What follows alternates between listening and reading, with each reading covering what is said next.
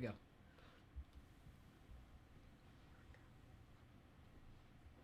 Hello world, I'm Chris Pirillo, and this is a What Would You Do video. I do 5 of these What Would You Do videos every week. One of those videos, including this one, is public. The other 4 of the 5 are exclusive to patrons. We've done over 20. I know that it still shows the number 4, but we've done 20 patron-exclusive What Would You Do videos. Bonus stuff for you if you become a patron at chrispirillo.com. The link is in this video's description. And I decided this just a few minutes ago. I will shave my mustache when we reach 800 patrons. So stop asking. You now know the answer. 800 patrons. We're now 13 shy. We were 11 shy when I woke up this morning, so we're actually going backwards. I don't know what's going on. I don't know what more I can do for you guys in terms of being able to do more that you want me to do. So what would you do?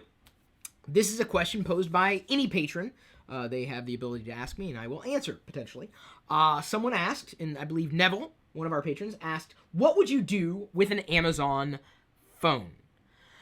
Honey, how far away are you right now? Can you hand me that tablet over there? And I realized that wasn't very specific. There's a black tablet, and again, that wasn't very specific. It's big. No, that wasn't specific either. Does it have a screen? It has a... Yes, screen. That's descriptive. No, colder,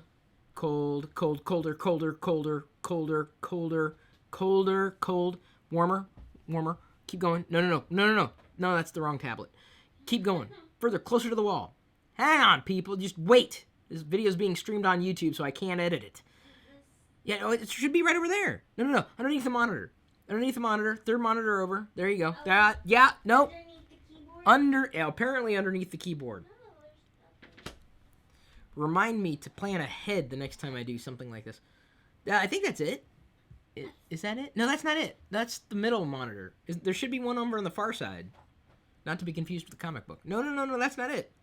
That's not it. Are you telling me there's not a tablet over there? Somebody took it. Well, that is a distinct possibility. Because I thought I had one.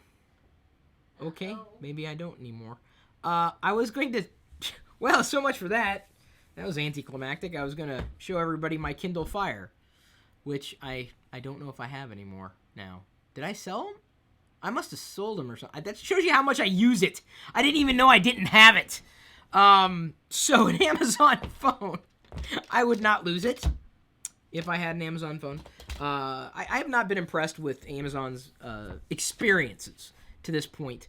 They've been okay. I have no issue with what Amazon's trying to do. I'm a big Amazon supporter.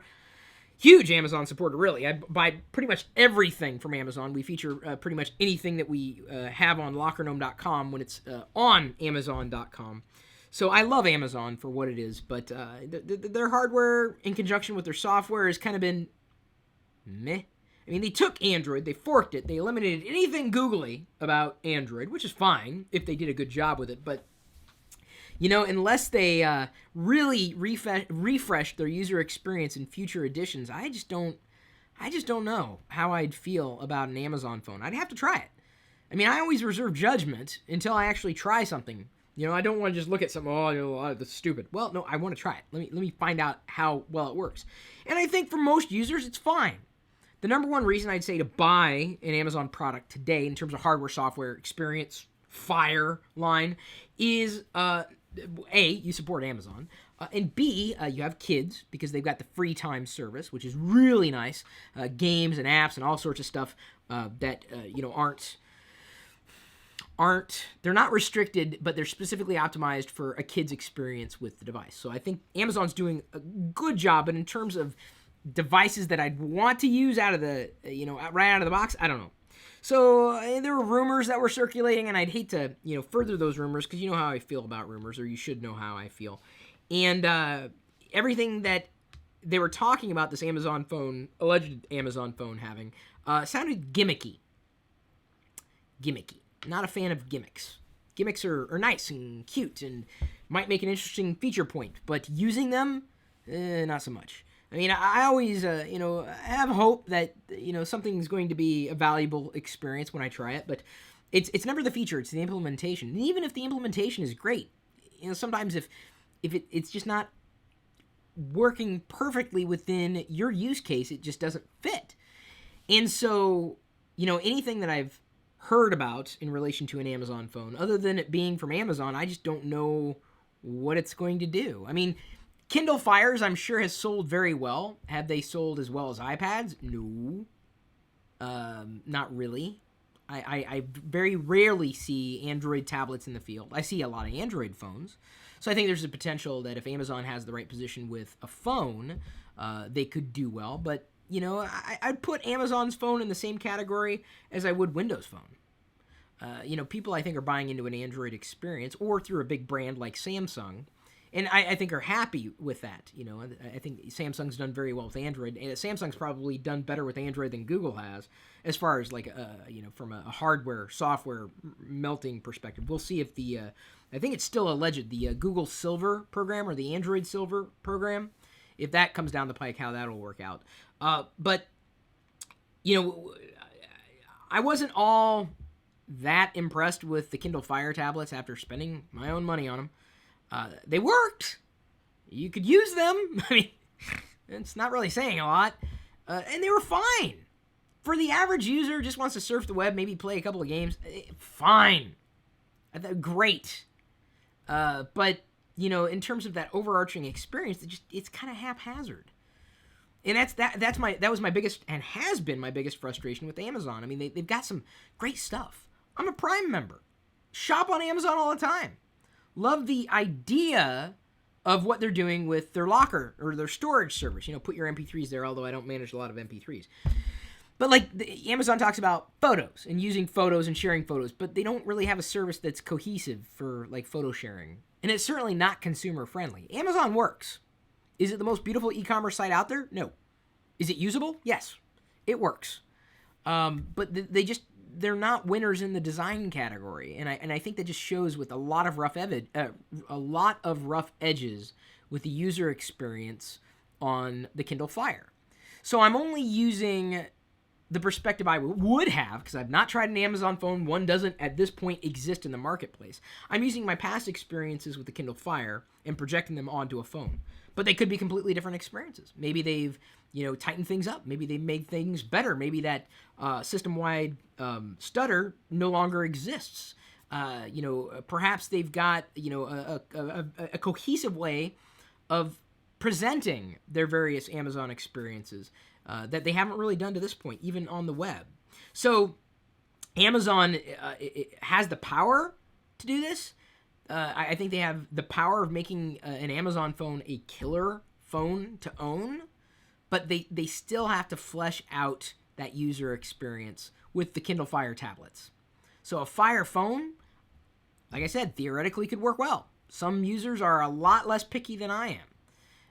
I'm always interested in the things that Amazon does because, like I said, I support them. But I just haven't seen anything come out of their software design group in relation to their hardware. Their hardware may be great, but I think the software, specifically their user experience, and not just because it's a fork of Android, it's lacking, and that's a frustration of mine because I want it to be good. I want it to be amazing. And like I said, I'll go back to, the best part about the Prime subscription service in relation to Amazon and hardware, specifically the Kindle Fire, the tablets, is that free time. I want to say free play, but I think it's free time. I don't have kids yet. One is being gestated right now. That it's a great tablet to have. In fact, I think that's what I did, hon. I gave the Kindle Fire, the 10-inch, the big one, to Ben's family. Remember? That's what I did. And I think I sold the 7-incher too, because I like the Nexus 2013 edition more of the tablet, the 7-inch tablet. So, yeah, will that change? Yeah, like I said, I like holding on to things. But what would I do with an Amazon phone? I'd give it to a kid for the free time stuff. Could be a good starter phone for a kid, if only because of that. I don't know if it really fits anything else that I would need. I mean, Amazon's got some good services, but I don't think their hardware surfaces any better than it does on iOS or Android. I mean, there are some differences. I think, like the Kindle lending library, you can only do on a Kindle Fire tablet or a Kindle device. But, I can get to Kindle software from iOS or Android. I can get to my Prime subscription services, like watching videos through the service or even renting videos through iOS. I could use iOS to, manage now Comixology, which I don't really buy a lot of comics through. And I'm saying this, staring at this gigantic stack of new Star Wars comics that I talked about in today's TLDR. Man, this takes me back. I like these comics, the kind I can hold. Although I think the idea of a digital comic subscription service would be great. I love a Prime. In fact, I think I've said this before. I would love a Prime-like service specifically for comics. And Marvel does offer something, but I wouldn't say that it's comprehensive in relation to Marvel's entire library. So I just think they do things well. I have yet to see them do a software experience on a device well. So an Amazon phone, a Fire phone, whatever they would call it, if they were to release something, I'd be happy about it because more competition is usually a good thing. But I don't know if I would use it as a primary device right now. User experience has got a ways to go, but I haven't seen one. It doesn't exist. At the time I'm saying this, and maybe you love a Kindle Fire. Maybe you love your Kindle experience. Hey, that's great. I have a great Kindle experience on my iPad. I have a great Audible experience on my iPhone. The only difference is that I can't buy Audible books through iOS because they don't want to play with Apple's terms of service, giving them a 30% cut. That's up to Amazon, the margins are thin. That's the way they want to play it. Okay, fine. It takes me 2 seconds to do something on the web, on the desktop. Okay, buy something, I'm good to go. I've got tons of audiobooks. I probably got more audiobooks than I do comics stacked on my desk now. So, it would be a knockaround device, much like a lot of the tablets that I currently have, just because there's so many of them. What is it going to do that's different, that really makes my life better, that does it, absolutely better beyond a gimmick, better than anything else out there? And I think it comes back to service and software that really can't be replicated elsewhere. Hell, I've talked about it before. There's Google, one of the better Google phones I've owned is my iPhone. I've got more Google apps installed on my iPhone than I do Apple's apps officially. Because, Google releases, they don't care what platform to use. You're just using them. Just like Amazon. They don't care how the hell you buy your stuff as long as you buy it through them. I love that. You know how much money? I spend more money on Amazon than I do any other website on the planet.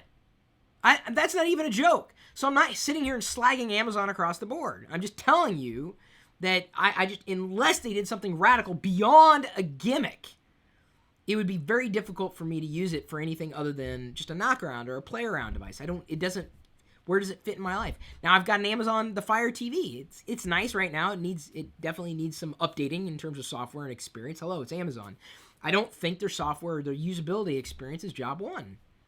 And I don't know what else to tell you. That's just my experience with Amazon. And I use it all the freaking time. I do earn gift cards for Amazon. Let's see here. I get gift cards through I get Amazon gift cards from 3 different ways. You can get Amazon gift cards. Well, you can earn them for free through iOS and Android, US and UK, through, I'll have to put the links in the video's description, go.tagjag.com/free apps, go.tagjag.com/free points, and go.tagjag.com/next door. I use Amazon all the time, just not their devices. Amazon might be upset at me, but I'm still spending money with them somehow. Even if it's a gift card, someone had to buy them. So, yeah, I don't know. I don't know what I would do with an Amazon phone, but I would hope that they have a better user experience. This is a difficult question to answer because they haven't even shipped something yet. It's a knockaround. Cute. Interesting. But we'll see. Can they produce something beyond a gimmick? We'll see. I don't know. No one knows. No, I can't tell you. I can't judge a device I've never used. So what would I do? I'd probably keep it as a experimental play around, see what they've changed and updated and this, that, and the other thing. That's it. Just for the experience, just to have it for the experience. So I'd use it for experience, which I'm sure is a very boring kind of answer. I wouldn't necessarily use it as a primary Amazon buying thing. I can use anything. Amazon doesn't care. Why does Amazon care how the hell I buy things on Amazon? I'm buying things on Amazon. They got to be happy about that. All right, so that's what I'd do. I'd use it for experience. In relation to an Amazon phone, What would you do?